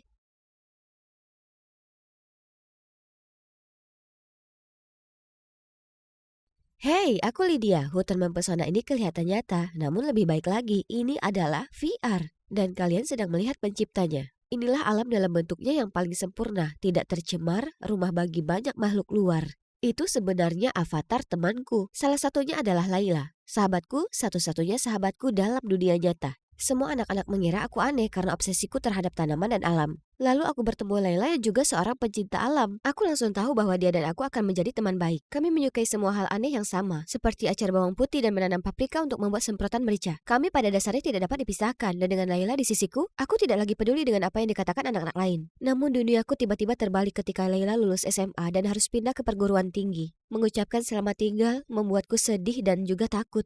Laila satu-satunya temanku dan aku akan merasa hilang arah tanpa dia. Jadi dia mendapat ide untuk menggunakan VR untuk menemaniku. Tanpa kusadari, hal itu benar-benar mengubah hidupku. VR membuka dunia baru bagiku, memberiku alat untuk membangun tanah impianku, tempat di mana aku dan Laila dapat berkumpul dan menjelajahi alam seperti dulu. Tak lama kemudian, aku segera memahami VR dan menjadi pemain terkenal dalam game tersebut. Tak lama kemudian, hidupku lebih bersifat virtual daripada kenyataan. Tiba-tiba, semuanya menjadi hitam. Aku melepas headset VR dan ibu serta ayah berdiri di depan pintu. Kenapa kamu masih di sini? Demi Tuhan, ini tengah hari sekolah. Kamu sudah terkubur dalam permainan itu sejak tahun pertamamu. Cukup sudah. Apa kamu tahu? Kita terlalu memanjakannya. Kamu harus masuk perguruan tinggi pada akhir tahun ajaran, atau kami akan mengusirmu dari rumah ini. Lalu bagaimana aku bisa memainkan VR? Kalian tahu ini hidupku. Bukan masalahku, kamu sudah berusia 18 tahun. Inilah waktunya bagimu untuk tumbuh dan menghadapi kenyataan. Bu, aku bersama ayahmu dalam hal ini. Sekarang cepatlah berangkat ke sekolah. Kemudian aku menghubungi Laila untuk meminta bantuan. Kenapa nggak daftar ke kampusku? Sepertinya itu ide yang bagus. Aku akan bertemu langsung denganmu lagi. Benar, kamu akan berada di luar jangkauan orang tuamu dan ini sekolah yang mudah untuk dimasuki. Mereka hanya butuh transkrip nilai SMA, gampang. Oke, jangan katakan lagi. Daftarkan aku. Bulan-bulan berlalu dan akhirnya tibalah hari penerimaan perguruan tinggi. Guys, ini penuh sesak sekali di mana aku dapat menemukan taman sekolah. Itu dia. Tapi di mana Laila? Hanya ada anak laki-laki duduk sambil membaca buku. Dia benar-benar bersinar di bawah sinar matahari. Dia tiba-tiba mendongak dan mata kami bertemu. Itu sangat canggung. Lydia, ya ampun, aku sangat senang kamu ada di sini. Akhirnya kita ketemu lagi setelah 2 tahun. Laila, aku juga merindukanmu. Kamu terlihat berbeda. Gadis yang berdiri di depanku benar-benar berdandan dari atas sampai ujung kaki. Apa yang terjadi dengannya? Aku menemukan gayaku sejak aku tiba di sini. Jangan khawatir, aku akan membantumu dengan gayamu juga. Tapi aku suka gayaku. Ngomong-ngomong, jurusan apa yang kamu ambil? Aku belum memutuskan. Lebih baik cepat, sekolah kita punya aturan. Untuk tinggal di sini, kamu harus memilih jurusan dalam minggu pertama. Tapi bukan masalah besar ke jurusanku saja. Rumah kaca. Aku ketua kelas sekarang. Ayo, aku akan mengajakmu berkeliling. Kemudian Laila membawaku ke infrastruktur departemennya, dan aku sangat terkesan. Itu dilengkapi dengan eksperimen dan teknologi modern serta tanaman eksotik. Saat itu sekelompok siswa melewatiku dan berkumpul di sekitar Laila. Dia memperkenalkan mereka sebagai teman barunya, tapi mereka hanya memberiku screening dari ujung rambut sampai ujung kaki, lalu langsung mengabaikanku. Tidak sopan. Terserahlah, aku butuh waktu VR sendirian. Aku memakai headset dan melakukan beberapa gerakan tinju, tapi secara tidak sengaja menjatuhkan sesuatu di kehidupan nyata. Laila, kenapa temanmu memakai VR dan merusak barang-barang kita? Jangan bilang padaku dia dari VR. Tidak. Dia hanya menggunakan VR karena dia punya social anxiety. Aku akan bicara dengannya. Lydia, dengar. Jika kamu ingin menjadi jurusan rumah kaca, kamu harus sedikit menghentikan VR. Kamu tidak boleh membawa headset kemana-mana di kampus, oke? Dengan bingung aku menggaruk kepalaku. Bukankah dia juga selalu bermain VR denganku? Setelah itu aku masuk ke kamar asramaku dan menemukan seorang gadis sedang bermain balap motor VR favoritku sambil mengendarai hoverboardnya. Dia bagus, tapi akulah bos permainan ini. Seketika aku mengikuti perlombaan dan dengan cepat melewatinya. Tapi kawan, gadis ini galak. Kami akhirnya mencapai garis finish di waktu yang bersamaan. Wow, itu luar biasa. Ngomong-ngomong, aku Lydia. Ini hari pertamaku dan aku ditempatkan di kamar ini. Kamu teman sekamarku? Iya, aku Kristen, ketua kelas departemen VR. Sepertinya kamu sangat mengenal VR. Sudah berapa lama kamu bermain? Aku masih baru memulainya 2 tahun yang lalu. Wow, kamu keren. Ingin bergabung dengan departemen kami? Keesokan harinya, Christine mengajakku berkeliling di departemen VR yang penuh dengan teknologi baru. Wow, ini keren sekali! Setiap minggunya kami mengadakan pameran teknologi VR baru, dan banyaknya kami berinteraksi di VR. Tidak perlu obrolan kehidupan nyata yang canggung. Selain itu, departemen kami juga mengikuti kompetisi kreativitas tahunan sekolah untuk mendapatkan hadiah besar sebesar $10.000 yang dapat kami gunakan untuk mengembangkan teknologi VR yang lebih modern. Wah, tempat ini adalah surga. Bayangkan saja bermain VR sepanjang hari setiap hari. Astaga, apa bisa? Soccer shot in hands? Aku segera bergabung dalam permainan dan memberikan tendangan besar, mencetak gol. Tunggu, apa aku memecahkan potnya lagi? Aku melepas headsetku dan melihat seorang pria meringkuk kesakitan. Ya Tuhan, aku minta maaf. Jangan khawatir, aku baik-baik saja. Wajahnya tampak sangat familiar. Oh, aku ingat kamu di taman sekolah beberapa hari yang lalu. Ya, itu aku. Aku Marshall. Mempertimbangkan masuk VR? Ya, aku Lydia. Lydia, menurutku kamu akan suka di sini. Tiba-tiba aku merasakan wajahku memanas ketika aku terselamatkan oleh panggilan telepon dari Laila. Aku segera minta diri dan langsung berlari ke arahnya. Hei, aku sudah mencarimu kemana-mana. Ada pesta penyambutan malam ini dan kamu harus ikut. Tidak ada pesta. Oh, ayolah, aku akan memperkenalkanmu pada kelompok penelitian kami. Tahu ada kompetisi kreativitas antar departemen? Rumah kaca ada di dalamnya untuk memenangkannya. Tapi, tidak ada tapi. Sekarang, ayo bersiap-siap. Di pesta, Lela menyeretku ke tempat anak-anak rumah kaca berkumpul, tapi mereka masih memelototiku. Seharusnya aku pergi saja, tetapi dalam perjalanan keluar, aku bertemu Marshall. Hei Lydia, aku mencarimu. Kamu menjatuhkan sapu tangan ini di departemen VR. Itu dari nenekmu kan? Ya Tuhan, terima kasih. Tapi, kok kamu tahu itu punya nenekku? Aku hanya menebak. Aku melihat inisialmu di sana. Hei, mundurlah kalian penggila VR. Berhenti bicara dengan anggota baru kami. Apa kamu yakin? Pagi ini dia tampak sangat menyukai semua alat dan gadget kami. Apa yang kamu bicarakan? Lydia, jelaskan ini. Apa yang perlu dijelaskan? Otak kacangmu tidak bisa membaca yang tersirat ya? Laila menerjang Christine dan terjadi perkelahian di antara mereka. Itu sebabnya aku tidak cocok dalam pertemuan sosial. Hei, mau keluar dari sini? Ya, tolong. Marshall menjelaskan bahwa ada perselisihan antara departemen VR dan rumah kaca. Mereka bersaing ketat dalam banyak hal, terutama kompetisi beasiswa. Namun terkadang keduanya bertindak terlalu jauh. Rumah kaca menempatkan serangga di ruang fasilitas VR yang merusak semua kabelnya. Untuk membalasnya, VR mengacaukan sistem air di rumah kaca, yang menyebabkan pemadaman air dan membunuh puluhan tanaman. Dan tentu saja Presiden, Laila, dan Christine selalu bertengkar satu sama lain. Astaga, aku berencana memilih VR sebagai jurusanku, tapi itu berarti mengubah diriku menjadi musuhnya. Apa yang harus aku lakukan? Aku mencoba kembali ke VR untuk mengalihkan pikiranku, tapi aku sulit berkonsentrasi. Lydia, kenapa kepalamu terjebak di awan? Aku sudah berpikir, aku ingin berada di departemen VR. Rumah kaca itu bagus, tapi aku tidak yakin itu cocok untukku. Aku hanya tidak ingin kita menjadi musuh. Tidak apa-apa, kita tetap berteman. Apapun keputusanmu, ikuti saja apa kata hatimu. Oh, dia menempatkanku di atas semua persaingannya. Lagi pula, dia tidak banyak berubah. Keesokan paginya, aku pergi melamar ke departemen VR, lalu melihat Laila. Hei Laila, aku membuat keputusan, aku melamar ke departemen VR. Apa? Kamu tidak mungkin serius. Memilih VR berarti kamu membuang impianmu dan hidup dalam fantasi yang tidak nyata. Tidak nyata? Ini lebih nyata daripada hal gadis keren dengan teman-teman seksi yang kamu alami. Dan kenapa kamu menyuruhku mengikuti kata hatiku? Kalau jelas-jelas menentangnya. Aku bilang begitu padamu? Aku menganggukkan kepalaku, bingung. Aku mungkin lidahku terpeleset atau semacamnya, tapi coba pikirkan lagi. Ada yang tidak beres. Aku bersumpah dia benar-benar terlihat tulus kemarin. Sehari kemudian aku kembali ke kamar asramaku hanya untuk menemukan headsetku retak dan tidak bisa dinyalakan. Siapa yang melakukan ini? Panik, aku hanya memikirkan satu orang yang dapat membantu aku memperbaikinya sekarang, Marshall. Perlu waktu beberapa hari untuk memperbaikinya. Oh tidak, aku tidak bisa melewatkan satu hari pun tanpa VR. Aku pikir kamu pasti bisa menemukan sesuatu untuk dilakukan. Seperti apa? Kamu boleh main ke sini. Sial, orang ini kurang ajar. Tiba-tiba telepon Marshall berdering, dan dia minta diri beberapa menit. Aku melihat sekeliling kamar dan melihat 2 headset VR di atas meja. Mungkin Marshall tidak akan repot jika aku meminjam satu set cadangan, bukan? Saat dinyalakan, hutanku sendiri muncul di depanku. Apakah dia mengikutiku? Aku mengklik profilnya untuk melihat. Dia login sebagai Laila? Temanku Laila? Jadi Laila yang aku ajak bicara bukanlah Laila asli, tapi Marshall? Sudah berapa lama hal ini berlangsung? Dan apakah Marshall mengenalku sejak awal? Lydia? Aku melepas headset dan melihat Marshall berdiri di sana tertegun.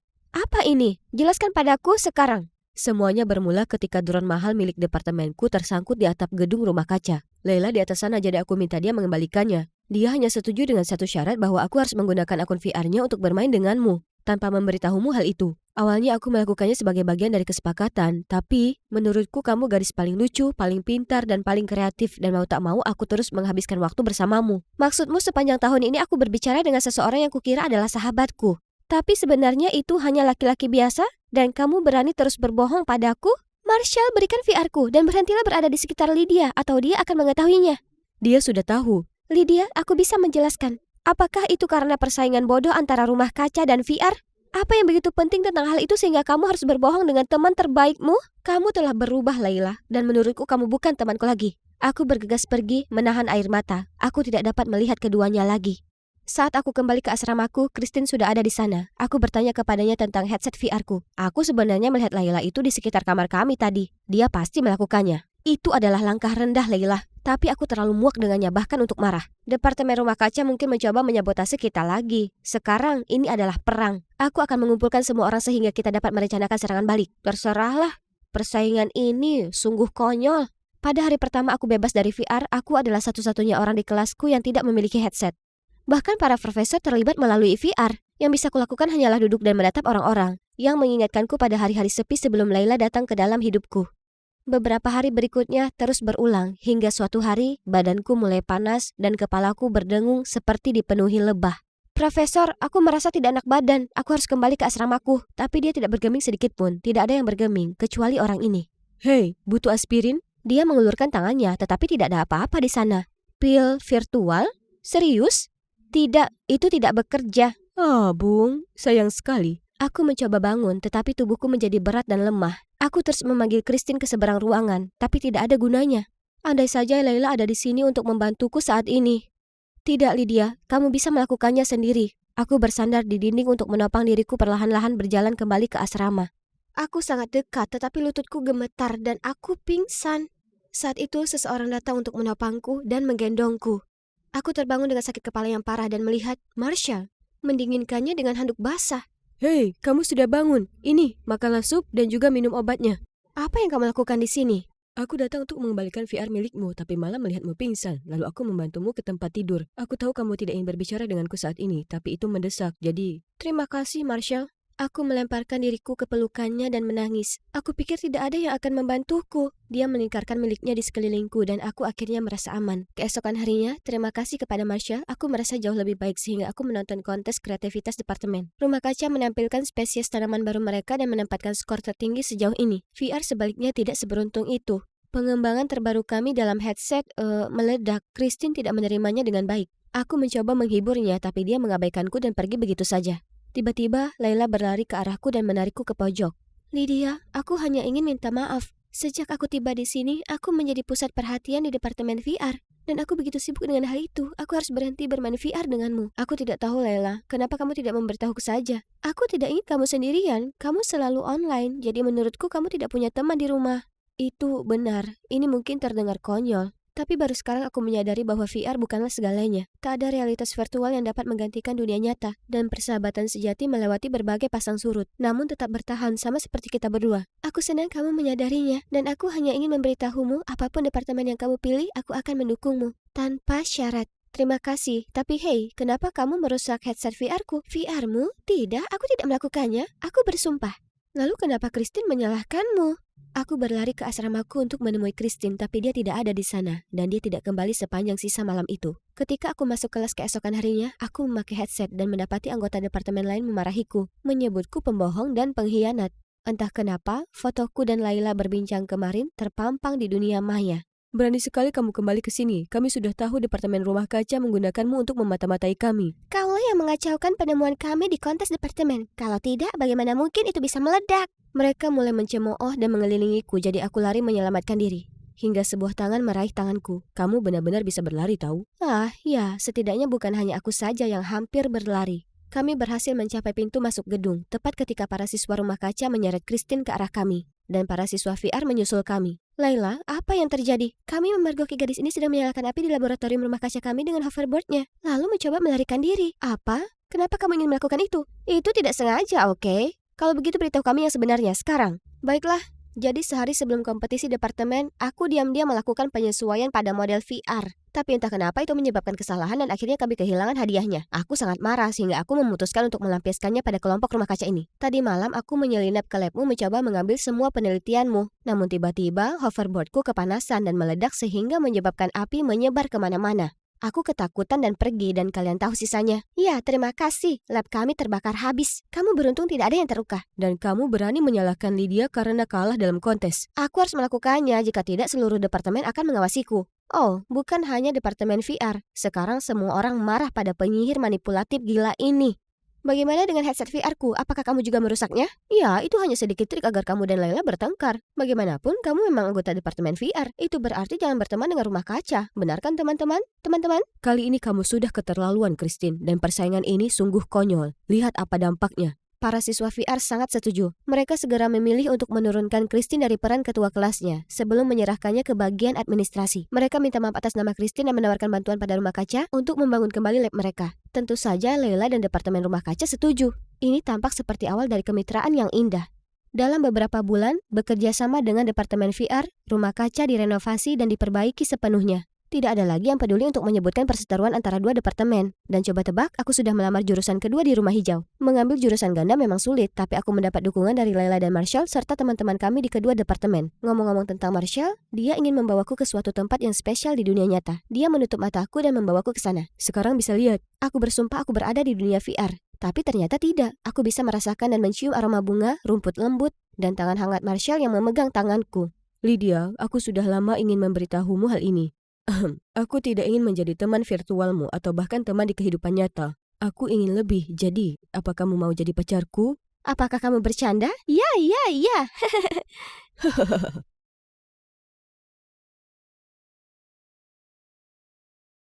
Bonjour, aku Chloe dan aku tinggal di kota Toulouse, Perancis. Aku mengerjakan debut novel romanku tentang sepasang kekasih yang ditakdirkan untuk bersama, terlepas dari semua rintangan yang mereka hadapi. Jika kalian suka mendengarnya, maka tinggalkan... Bu!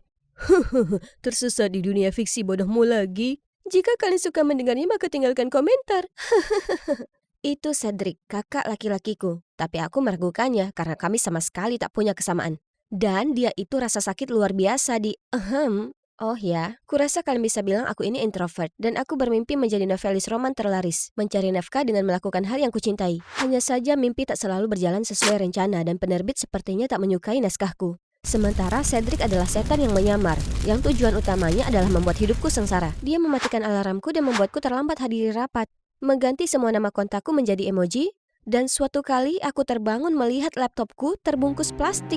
Masalahnya, dia bisa lolos berperilaku tengil hanya karena dia dianggap tampan. Di mata penggemarnya, dia tak mungkin salah. Tinggal dengan Cedric merupakan ujian ketahanan. Jadi aku menghindarinya sebisa mungkin dan sekolah di sekolah swasta. alih-alih di sekolah negeri yang sama dengannya. Semuanya lancar hingga orang tua kami kehilangan semua aset. Dan kami tak punya pilihan lain kecuali pindah ke rumah mungil ini. Suatu malam aku turun ke bawah mengambil air dan kulihat ibu dan ayah terjaga hingga larut malam dengan tagihan yang menumpuk. Melihat mereka begitu membuatku sangat ingin membantu.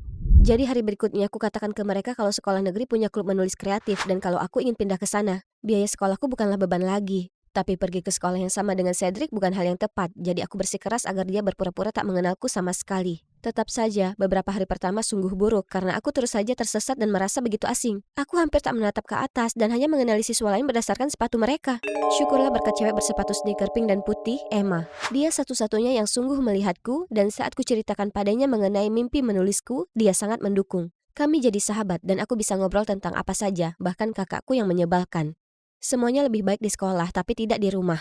Orang tuaku masih terus berupaya menyembunyikan masalah keuangan mereka, dan Cedric hanya menjadi Cedric. Apa dia tak bisa lihat kalau sekarang bukan saatnya untuk kelakuan badutnya?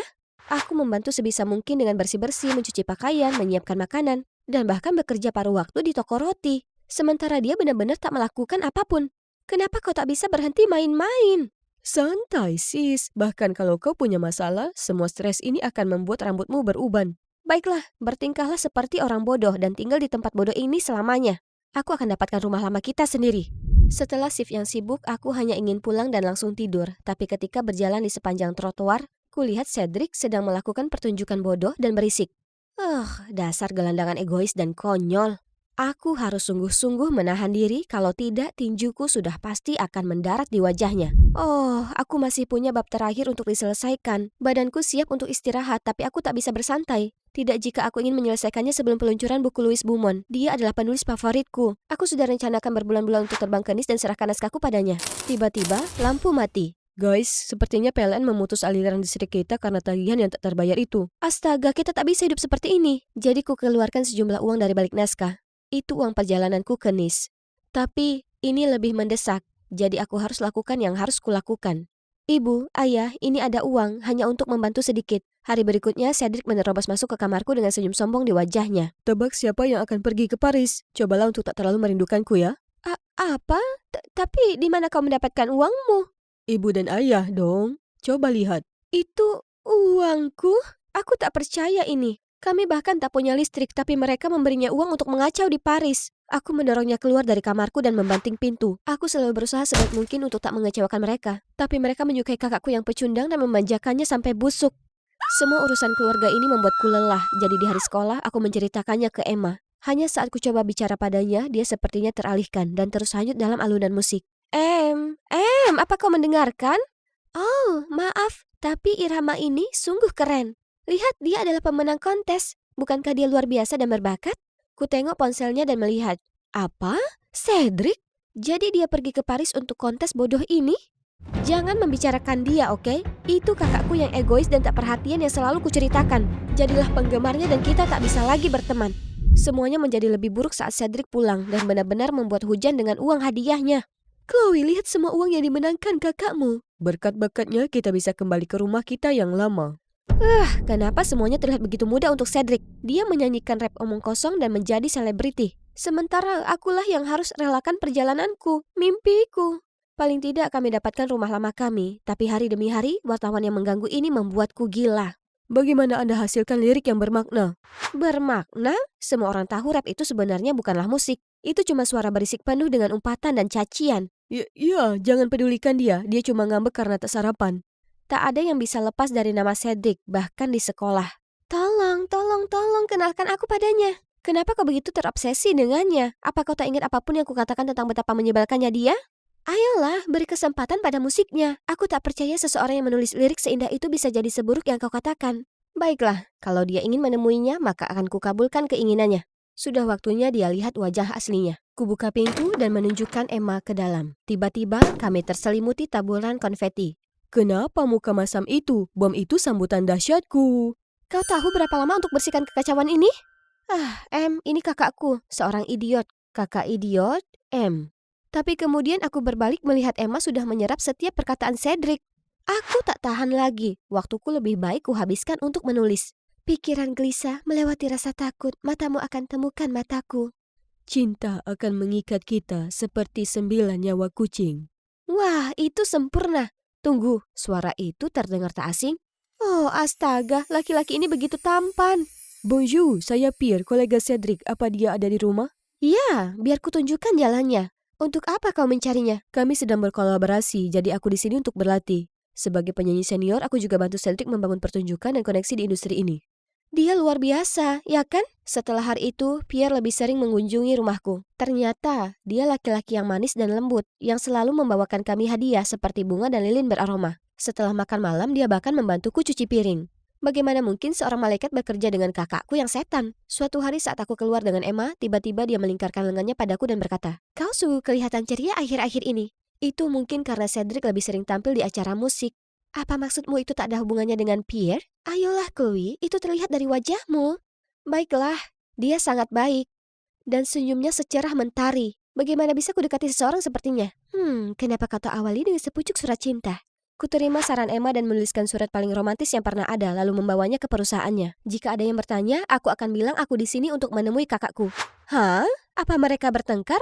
Aku mendatangi Pierre dan bertanya padanya apa yang terjadi. Oh, bukan apa-apa. Cedric hanya stres karena jadwalnya yang padat. Yang benar saja, seolah-olah rap omong kosong ini bisa membuat stres. Sekarang ini momenku, jadi kuselipkan surat itu ke tangan Pierre kemudian berlari pergi. Aku masih diliputi kegembiraan saat sampai di rumah. Hanya saja Cedric merusak suasana hatiku dengan duduk di sana terlihat seperti habis menelan tawon. Oh tidak, apa semua pesta di dunia hiburan terlalu melelahkan? Sungguh tragis. Diamlah, Chloe. Pemimpi sepertimu tahu apa. Pemimpi? Paling tidak aku bukan idiot yang dangkal dan egois. Kukorbankan segalanya agar kau bisa mengejar karir rap bodohmu itu. Dan yang kau lakukan hanya bertingkah seperti orang brengsek yang tak tahu berterima kasih. Dewasalah dan berhenti bersikap kekanakan. Aku berharap dia balas memakiku, tapi sebaliknya dia memberiku tatapan kosong, lalu dengan gontai pergi ke kamarnya. Dia tak turun makan malam atau apapun selama 3 hari ke depan. Rumah ini tentunya sangat sunyi tanpanya. Tapi dia orangnya santai dan semuanya akan segera balik normal, ya kan? Kurasa sebaiknya kunikmati ketenangan selagi aku bisa. Hari berikutnya Emma muncul di rumahku dalam keadaan sedih. Apa Cedric di sini? Dia tak menjawab pesan atau teleponku. Hah? Kalian berdua saling berkirim pesan? Aku hanya penasaran apa dia baik-baik saja. Sungguh tipikal dirimu yang bicara dengannya di belakangku. Yang membuatku heran, Emma dengan tak sabar menerobos melewatiku begitu saja dan lari ke kamar Cedric. Kemudian dia kembali muncul membawa catatan. Cedric sudah pergi. Astaga, betapa tak bertanggung jawab dan impulsif. Dia sungguh tak peduli tentang siapapun kecuali dirinya sendiri. Cukup, aku tak mau dengar kau jelekkan kakakmu lagi. Apa kau tak bisa lihat dia sedang berjuang keras dan menunjukkan tanda-tanda depresi? Siapa yang tak peduli dengan keluarga di sini? Dan kau sungguh percaya kau ini lebih baik darinya? Ledakan Emma membuatku tercengang. Apa Cedric sungguhan depresi? Bagaimana aku bisa tahu kalau dia selalu main-main? Malam itu, ibu dan ayah terus khawatir tentang hilangnya Cedric. Dia memberikan semua yang dia punya untuk membantu kami, sementara kami tak bisa lakukan apapun untuk membantunya. Ingat saat dia tampil di jalanan, dia memberikan pada kami semua uang yang dia hasilkan. Dan dia selalu berusaha menghibur kami sementara semuanya terpuruk. Cedric hanya ingin mengikuti kontes rap untuk memenangkan lebih banyak uang. Dia sangat gugup, tapi kami percaya padanya. Jadi kami berikan uang itu untuk mendaftar. Oh Tuhan, jadi aku salah paham dengannya selama ini?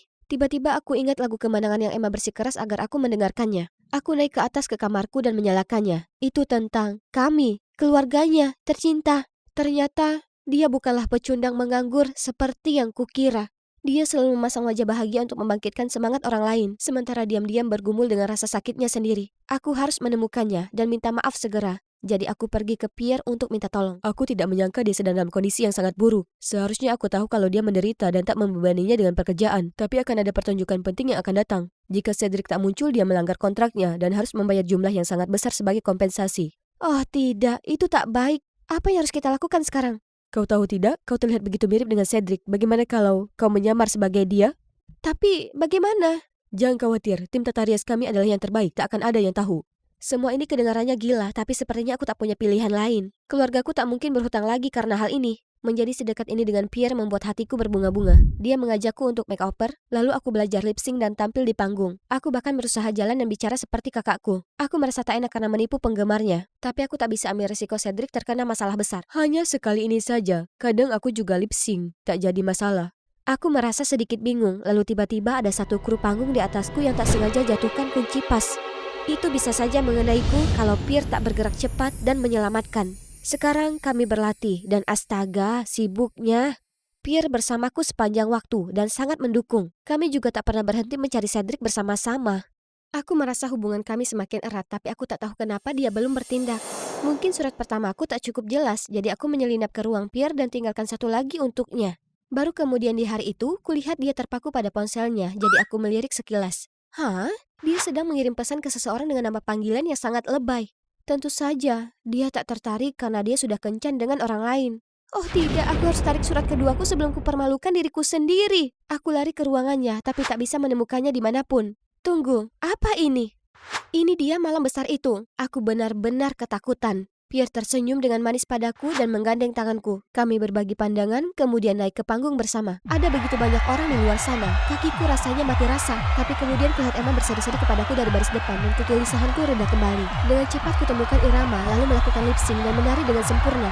Tapi di tengah lagu, lampu panggung tiba-tiba mati dan sesosok bayangan menuju ke arahku. Cedric? Para penonton berdecak kagum, lalu tepuk tangan kegirangan saat Cedric lanjutkan pertunjukan selanjutnya. Selama waktu istirahat, semua orang pergi ke belakang panggung dan melihat Pierre mencengkram lengan Cedric. Cedric, kau dari mana saja? Kami semua sangat khawatir padamu. Hentikan aktingmu. Kau hanya memperalatku untuk memperkaya dirimu sendiri. Memaksaku melakukan pertunjukan demi pertunjukan dan saat aku sudah kelelahan, kau memaksaku lip sync. Apa yang kau bicarakan? Pertunjukan ini membantumu mendapat dukungan. Memulai di industri ini memang sulit. Hei, aku bahkan meminjami uang untuk dapatkan rumahmu kembali. Maksudmu uang yang kau pakai untuk mengikat kakakku dengan kontrak bodoh ini? Kau paksa Cedric bekerja secara eksklusif denganmu, tampil gratis selama 2 tahun untuk melunasi hutangnya. Tapi menurut tanda terima untuk setiap pertunjukan, uang yang seharusnya ia terima telah melebihi jumlah hutangnya padamu. Oh, apa-apaan? Kaget sekali? Kini kami punya semua bukti untuk melawanmu. Memangnya kenapa? Toh Cedric sudah menandatanganinya. Kontrak adalah kontrak. Melanggarnya maka kau dikeluarkan dari perusahaan dan dipastikan kau tak akan pernah mendapat pertunjukan lagi. Seluruh keluargamu akan menjadi miskin seperti sebelumnya. Kurasa tidak. Apa yang publik akan katakan kalau dia tahu kau sudah menggodanya selama ini? Lalu saat dia menolakmu, kau memanipulasinya dan memaksanya bekerja terlalu keras? Berapa lama kau tahu? Cukup lama untuk mengungkapmu. Sekarang kau punya 2 pilihan. 1. Batalkan kontrak dalam waktu 24 jam dan bayar kakakku kelebihan uang yang kau eksploitasi darinya. Atau 2. Kami akan beritakan perbuatanmu dan lihat apa kau bisa bertahan di dunia hiburan setelahnya. Aku tak membencimu karena berbuat jahat padaku, tapi kesepakatan ini tak adil. Pierre kelihatan gugup dan marah, kemudian bergegas pergi begitu saja. Aku berpaling ke kakakku yang bodoh dan menyebalkan lalu memberinya pelukan erat. Aku minta maaf salah paham denganmu sebelumnya. Kenapa kau tak cerita ke kami kalau kau pinjam uang untuk dapatkan kembali rumah kita? Aku tahu kau sangat ingin rumah kita kembali. Jadi aku mengikuti kontes itu tapi hadiah uangnya tak cukup. Saat itulah aku minta Pierre. Bodohnya aku, kalau kau tak temukan kontrak dan tanda terima itu, aku masih percaya kebohongannya dan bekerja hingga kelelahan. Jadi kau menerima pesanku? Aku hendak menutup semua koneksi di dunia ini. Tapi hari itu aku merasa sangat gelisah, jadi kubuka ponselku dan melihat pesanmu. Pasti karena telepati saudara kandung. Satu lagi, Emma, kau sungguh membantuku temukan diriku lagi. Bagaimana menurutmu? Mau jadi pacar rapper superstar? Ya, aku mau. Tolong jaga seminimal mungkin hal-hal berbau mesra di depanku. Untungnya aku terselamatkan saat seorang kru panggung memanggil Cedric untuk kembali ke panggung. Kau tahu, tak mudah bagi kami para artis mendapat panggung besar. Sungguh sebesar panggung ini. Selalu ada harga yang harus kami bayar untuk kesuksesan itu. Karenanya aku selamanya berterima kasih pada keluarga dan teman-teman hebatku yang selalu mendukungku. Dan ucapan terima kasih untuk adikku yang jadi inspirasiku untuk lagu ini. Kemudian dia mulai menyanyikan rap puisiku. Iramanya dan puisinya mengalun, benar-benar membuat kerumunan penonton bersemangat. Dia ini seniman lirik yang jenius. Setelah pertunjukan, Cedric menerima sebuah video dari Pierre. Cedric, aku minta maaf karena memanfaatkanmu. Aku sangat menyukaimu dan ingin menjagamu tetap dekat. Akan kubayar hutangku padamu kemudian mengambil cuti dari dunia hiburan. Aku sungguh berharap suatu hari nanti kau bisa memaafkanku. Phew, semua drama itu begitu besar untuk ditangani seorang introvert sepertiku. Sekarang telah kunikmati waktu sendiri untuk memulihkan diri. Berkat rap Cedric, lusinan penerbit menghubungiku untuk puisiku, termasuk mereka yang sebelumnya menolakku. Astaga, apa aku salah lihat? Surat dari Louis Beaumont sendiri. Aku tak sabar bertemu dengannya langsung. Dan kalian tetaplah mengusahakan mimpimu. Mungkin ada malaikat rahasia sedang dalam perjalanan untuk membawakanmu kesempatan yang luar biasa. Annyeonghaseyo, aku Minji dari Seoul. Apa kalian percaya teori konspirasi itu nyata? Karena aku percaya. Sebelum kuberitahu kalian cerita paranormalku, silakan like dan subscribe. Tak banyak yang bisa diceritakan tentang diriku. Aku ini pemalu dan introvert, tapi yang terpenting aku punya ambisi besar terhadap webtoon. Kategori horor. Ini cukup unik, bukan? Aku tak tidur semalaman untuk itu. Ayo berlutut di lorong selama 30 menit. Sekarang juga. Oh, sial. Si Sera Minji melakukannya lagi. Dia ingin menakuti seluruh kelas dengan gambar-gambar jelek itu atau semacamnya? Jelek? Ya, tapi tak sejelek nenekmu. Seluruh kelas terkesiap mendengar kata-kataku yang tak sopan. Tapi itu salah cewek itu. Salah Subin duluan. Tak peduli seberapa besar investasi yang kukeluarkan, akhirnya hanya jadi kesempatan lain bagi Subin dan pengikutnya untuk menertawakanku. Dan ya, berkat kemampuan komunikasiku yang buruk, tak seorang pun mau jadi temanku. Ya, kecuali Hajun, teman masa kecilku. Dia selalu baik padaku. Belum lagi dia tampan, ramah, dan pintar. Kalian bisa tahu kalau aku naksir dia, kan? Tapi tentu saja aku tak punya nyali untuk memberitahunya. Suatu hari aku sedang bersepeda berkeliling saat tiba-tiba kulihat brosur dari penerbit Blackwood, penerbit terbesar di webtoon. Mereka sedang mencari kolaborator komik. Oh wow, bisa kukirim milikku ke mereka. Tapi apa aku punya peluang? Aku yakin kandidatnya jauh lebih berbakat dariku. Kurasa aku sebaiknya berhenti berkhayal. Tepat saat itu seorang anak yang bermain skate menuju arahku. Aku berhasil menghindarinya tapi akhirnya menabrak pagar trotoar. Kurasakan diriku melayang di udara, lalu semuanya jadi gelap. Saat kubuka mata, aku dapati diriku berada di ranjang rumah sakit. Ibu dan ayahku ada di sampingku. Mereka terlihat seakan tak percaya. Kemudian menangis. Minji, sayang, akhirnya kau tersadar juga. Terima kasih Tuhan, kau berada dalam keadaan koma sebulan penuh. Kami sangat khawatir. Tunggu dulu. Aku koma selama sebulan penuh? Apa aku begitu serius terluka? Butuh beberapa hari untuk pulih dan memproses semua ini sebelum bisa kembali bersekolah. Tapi anak-anak ini bahkan tak menyadari aku melewatkan kelas selama sebulan. Tapi tiba-tiba seseorang memeluk punggungku. Subin? Kau di sini, Uri Cinggu. Ayo kita belanja hari ini. Gaun yang kau pilihkan baru-baru ini sangat sempurna untuk kencanku. Gaun apa? Apa aku berteman dengan para cewek jahat ini sekarang? Dan tak hanya mereka, semua orang sepertinya mendadak bersikap ramah padaku. Mereka memberiku cookies, membawakan nampan makananku, dan bahkan meminjamiku buku. Itu aneh, tapi cukup menyenangkan. Kecuali satu-satunya orang yang kupedulikan mengacuhkanku begitu saja. Hei, Hajun, tunggu. Apa kau baik-baik saja? Aku tak apa, toh itu bukan urusanmu. Oh, aku cuma mau tahu kabarmu. Apa mungkin hari ini bisa lebih aneh lagi? Dan memang, saat aku pulang, aku tiba-tiba menerima sebuah email dari penerbit Blackwood. Selamat. Komik digitalmu sekarang resmi diterbitkan di website kami. Untuk merayakan kesuksesanmu, silakan datang ke kantor kami besok. Hah? Apa ini prank? Dengan cepat kuperiksa dan ternyata bukan. Komikku benar-benar menjadi tajuk utama. Tapi bagaimana bisa?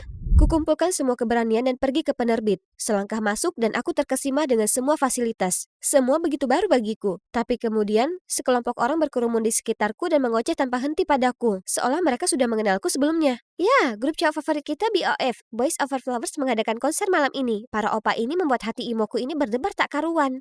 Hei, kau sebaiknya ikut kami. Ini akan seru sekali. Oh, tapi bukankah para cowok itu hanya lip sync dan menari dengan setengah hati? Aku bahkan mendengar orang-orang berkata buang-buang uang datang ke konser mereka. Guys, apa aku salah berucap? Tiba-tiba, bulu kuduku berdiri. Ada tangan seseorang melingkar di pinggangku. Bubuku ada di sini. Mesum! Aku berbalik dan menamparnya di wajah. Oh, kenapa kau lakukan itu? Itu aku yang seharusnya bertanya. Kenapa kau menyentuhku? Apa kau serius? Tunggu, apa kau masih ngambek denganku? Apa? Aku minta maaf, oke? Sekarang pacarmu ini siap untuk dipeluk. Pacar? Terakhir kali yang kutahu aku masih sangat naksir Hajun. Bagaimana bisa aku memilih si Dendi ini? Cowok itu sangat menempel. Dia tak mau tinggalkanku sendiri barang sejenak. Apa kau tak punya pekerjaan untuk dilakukan? Pekerjaan? Aku ada. Aku merawat karya seni di hidupku. Kamu? Tentu saja. Dia juga terus memaksa melihat draft webtoonku untuk membantuku memolesnya. Bantu pantatku, dia cuma mengacaukannya. Belum lagi semuanya benar-benar baru bagiku, tapi semua orang bersikap seolah aku sangat terbiasa dengan semua ini. Ini tak terasa benar. Kemudian di hari itu kuceritakan pada orang tuaku tentang hal ini dan mereka bilang kata dokter memang ada kemungkinan hilang ingatan dikarenakan cedera otak.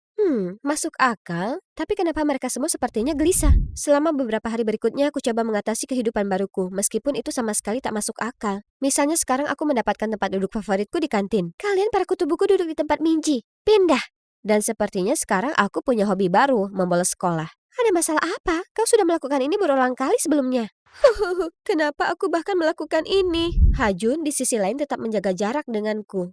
Hingga hari ini kami ada diskusi tugas. Ku coba memecah suasana tapi dia hanya menjawab dengan dingin. Kenapa kau di sini? Selama sebulan penuh kau mencampakkanku untuk bergaul dengan teman-teman kerenmu. Dan sekarang kau tiba-tiba ingin berbicara denganku lagi?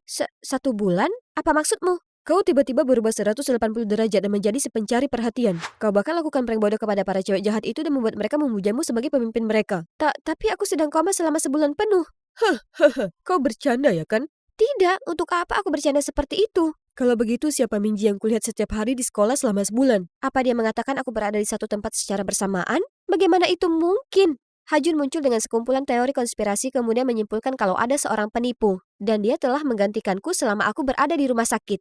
Itu masuk akal, tapi juga aneh di waktu yang sama. Melihat betapa paniknya aku, Hajun dengan lembut menenangkanku mengatakan dia akan membantuku menyelesaikan ini. Aku tahu dia masih peduli padaku jauh di lubuk hati. Sementara kami berdiskusi, Subin dan pengikutnya datang menyela kami.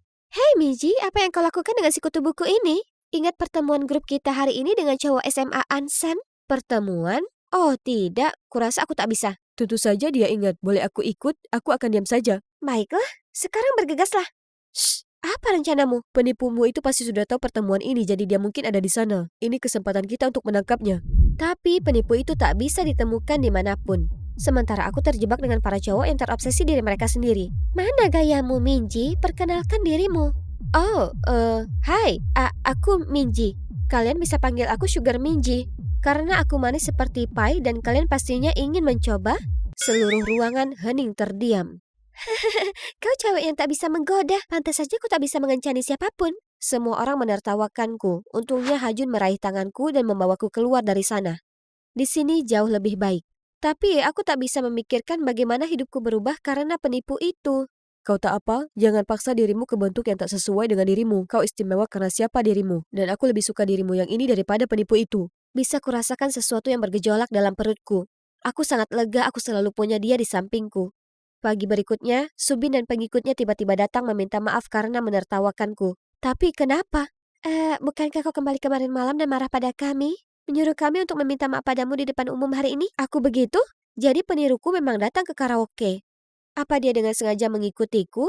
Kemudian di hari itu aku pergi memberitahu Hajun soal ini. Tapi kenapa dia harus melakukan itu? Maksudku dia berusaha untuk membelamu ya kan? Aku tak tahu, itu pasti bagian dari rencananya atau apa. Aku harus menemukannya segera. Tiba-tiba aku mendapat pemberitahuan dari live streaming para cewek jahat itu di kafe.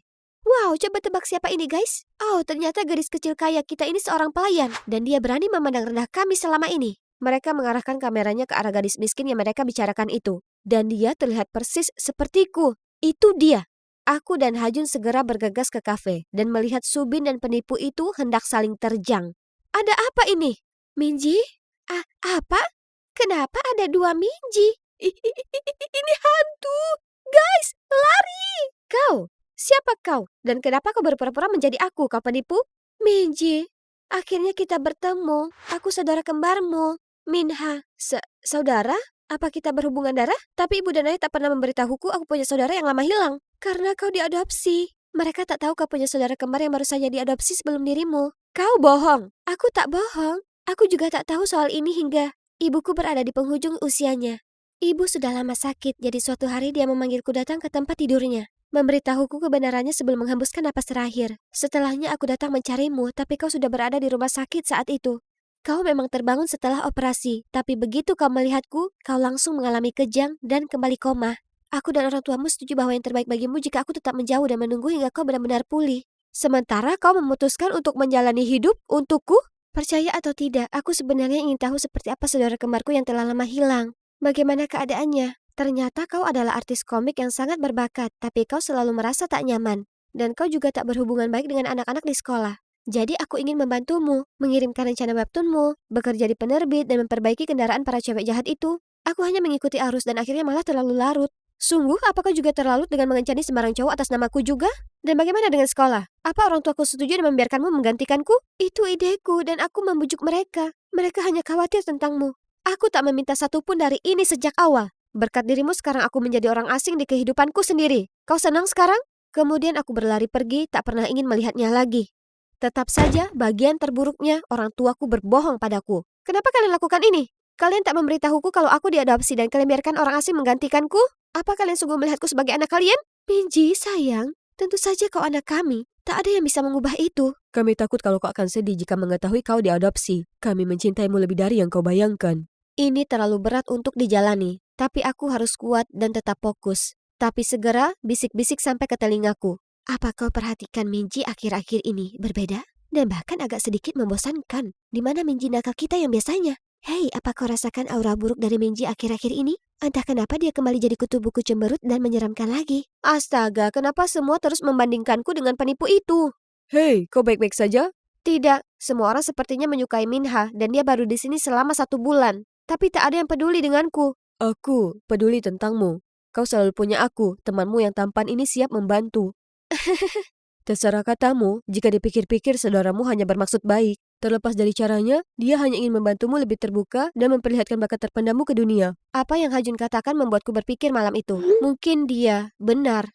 Jika bukan karena dia, webtoonku yang baru akan selamanya terkunci dalam iPadku. Lagi pula, dia hanya menganggapku sebagai keluarga. Aku harus menemuinya sekarang. Hei, aku datang untuk minta maaf. Aku bisa lihat maksudmu baik, dan aku malah bersikap tak tahu berterima kasih. Aku minta maaf. Dan juga terima kasih, Yoni. Tak ada yang perlu dimaafkan. Itu salahku karena bertindak sendiri. Dan membiarkan diriku sendiri jatuh hati dengan Siwoo. Aku belum memberitahunya, tapi aku akan cari kesempatan itu. Maaf karena menyeretmu masuk dalam urusanku. Aku melompat ke dalam pelukannya dan merasakan air mata bahagia mengalir di pipiku. Setelah reuni penuh air mata itu, kami habiskan berjam-jam bertukar kabar satu sama lain. Rasanya seperti membaca pikiran, pasti karena ikatan saudara kembar ya? Aku bahkan mengundangnya ke rumahku dan kami menghabiskan waktu yang menyenangkan. Selama beberapa hari, aku hanya fokus pada webtoon dan mengenal diriku sendiri dengan baik. Dengan bantuan Hajun, aku sekarang lebih nyaman dan percaya diri berbicara dengan orang lain. Suatu hari di penerbit, saat aku sedang istirahat dan ngobrol, ada kolega yang bergegas masuk.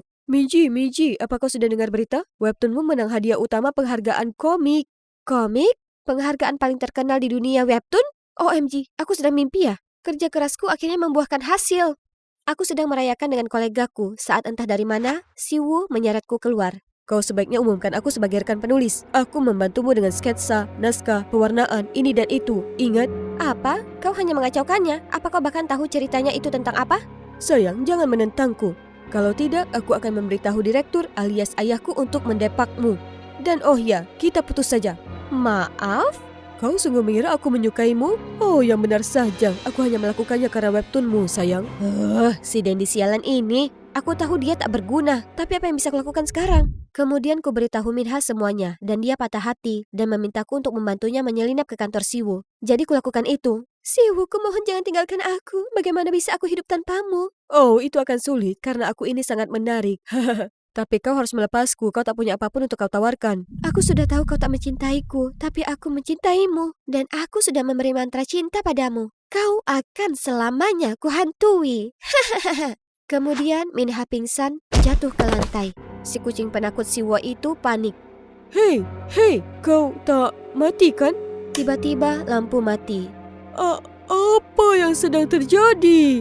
Lampu kembali menyala dan cowok itu berhenti berteriak hingga dia melihat aku. Hai sayang. Apa? Kenapa? Siapa kau? Kau tak mengenaliku? Ini aku, Minji, dalam wujud roh. Menjauhlah dariku. Setelah semua hal buruk yang kau lakukan padaku, Kumohon. ikutlah denganku dasar kau licik. Mana? Ke sisi yang lain. Dia sangat ketakutan, matanya menjadi putih, kemudian dia pingsan. Pantas kau terima. Dan biar ku perkenalkan timku dengan Minha, yang seharusnya menang Oscar untuk penampilan itu. Dan Hajun dibalik efek pencahayaan. Tak mengira hal itu bukan? Setelahnya, Siwoo terus bersikeras aku ini adalah kekuatan spiritual yang menghantui tempat ini. Kemudian akhirnya berhenti dari pekerjaannya. Dan tentu saja, aku mendapat hak cipta penuh atas webtoonku dan layak menerima penghargaan komik. Karirku baru saja dimulai saat kuputuskan untuk melanjutkan bekerja di Blackwood. Ibu dan ayah juga memutuskan untuk mengadopsi Minha ke keluarga kami. Dan kami akhirnya bisa bersama. Itulah keajaiban yang ingin kuberitahukan ke kalian. Peristiwa tak terduga ini mengubah hidupku menjadi lebih baik. Kesempatan tak datang 2 kali ya kan? Kau harus meraihnya. Ngomong-ngomong, aku ingin tanya, apa kalian punya kejadian tak terduga yang mengubah seluruh hidup kalian? Beritahu kami di kolom komentar di bawah. Tunggu dulu, ada satu hal lagi yang harus kulakukan untuk sosok diriku dulu yang pemalu. Hajun, aku sudah lama ingin memberitahumu sesuatu. Kejadian di masa lalu membuatku berpikir, jika aku tak mulai mengatakan apa yang kurasakan saat ini, mungkin aku nyesal nanti. Jadi, Kim Hajun, aku menyukaimu. Sangat, sangat suka. Akhirnya butuh waktu selama itu bagimu. Saat kau berada di rumah sakit, kau bukanlah Minji yang kukenal. Yang membuatku panik membayangkan bagaimana jika aku tak bisa melihatmu yang sesungguhnya lagi. Sungguh menenangkan kau masih ada di sini. Karena aku juga sangat suka padamu.